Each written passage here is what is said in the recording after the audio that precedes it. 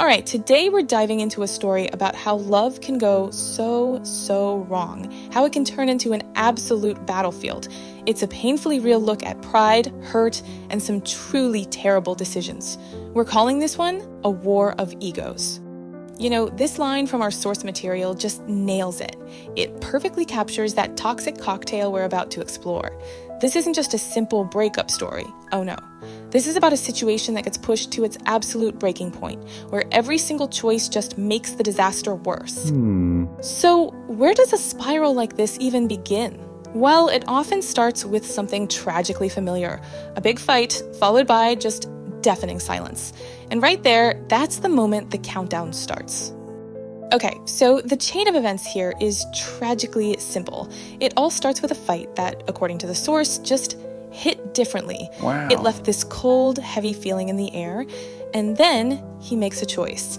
He doesn't just ask for space, he ghosts her completely, which of course leads directly to her reaction, feeling totally ignored, rejected, and desperate. Let's just pause on his choice for a second. Was he just taking space, or was this something more? The source really suggests that when you're hurt, silence can feel like the only weapon you have left. It's a way to take back control and punish the other person without ever having to say a single word. And on her side of that silent wall, just pure desperation. Wow. She's not just hurt anymore, she's in a total spiral, feeling completely invisible. And it's this intense, burning need for any kind of reaction that's about to fuel an unbelievably destructive decision. And that brings us to the shocking climax of this whole thing. This is that moment where a choice is made, not from logic, not from love, but from a really deep well of pain. This is the true point of no return. So, in her desperation to be seen, to feel anything at all, she does it. She makes the choice to have sex with her ex-boyfriend. It's an act of defiance, it's a cry for attention, and it's a move that is about to detonate everything. But here's where the timing becomes impossibly tragic. At the exact moment she's doing this, something shifts in him. Maybe the anger finally cooled off, maybe his love for her kicked back in, but for whatever reason, he breaks his own silence. He decides to check in on her. He sends her this simple, human message. All he wants to know is one thing. Are you okay? Seriously, at any other time, this one simple question might have saved the whole relationship. But she picks up the phone while it's happening. And when he asks if she's okay, if she's safe, she doesn't lie. She just replies with this: I'm safe and being sexed good. Yeah, there is absolutely no coming back for a moment like that.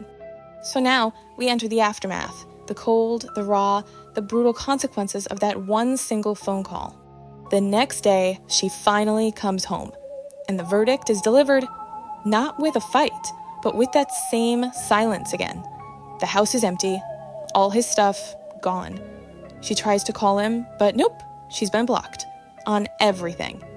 The entire relationship just erased. Wow. Well, not entirely erased. He does leave her one final message, this brutally cold final statement, clearly designed to inflict the absolute maximum amount of pain. So what in the world just happened here? This wasn't a breakup. This was a demolition. Our source calls this a war of egos. Wow. And we really need to unpack why two people would choose to just destroy each other instead of having a simple conversation. So what exactly is an ego war? It's this. It's this exact scenario. It's that moment a fight stops being about the problem and starts being about winning. It's that tipping point where your need to protect your own pride becomes way more important than the actual person you're supposed to love. And here, you can see the two sides of that war side by side. Both of them are reacting to pain, but they do it in these destructive, opposite ways.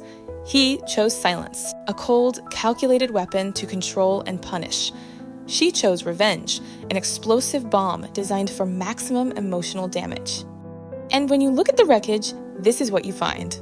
It's a total tragedy, built on a complete breakdown in communication and, let's be honest, profound emotional immaturity. Both sides made decisions fueled by revenge, choosing to protect their egos instead of even trying to heal the relationship, or even themselves. And this right here is the fundamental truth of an ego war. There's no victory. Nobody gets a medal. He didn't win, she didn't win. They both just walked away from the explosion wounded. Wow. So, okay, why does a story this specific and this painful even matter? Because honestly, it holds up a mirror. Let's zoom out for a second and look at the bigger question this whole thing forces us to ask ourselves. And this is really the key takeaway. This story isn't just some drama, it's a case study of our own darker impulses. It's about how we love, how we fight, and what any of us might be capable of when we're pushed to our absolute emotional limits. Which brings us to this crucial question, and I really want you to think about this. When someone hurts you, like really deeply, what's that first instinct? Is it to understand, to talk it out, to heal, or is it that burning desire to make them feel the exact same pain they made you feel? Why is that pull to get even so incredibly powerful? And let's end on this final thought. Just imagine a different timeline for a second. What if he had just said, "I'm really hurt," instead of going silent? Or what if she had said, "Your silence is killing me," instead of reaching for revenge? It really raises the question for all of our relationships. How often do we just let chaos grab the wheel when honesty was sitting right there, waiting for its turn?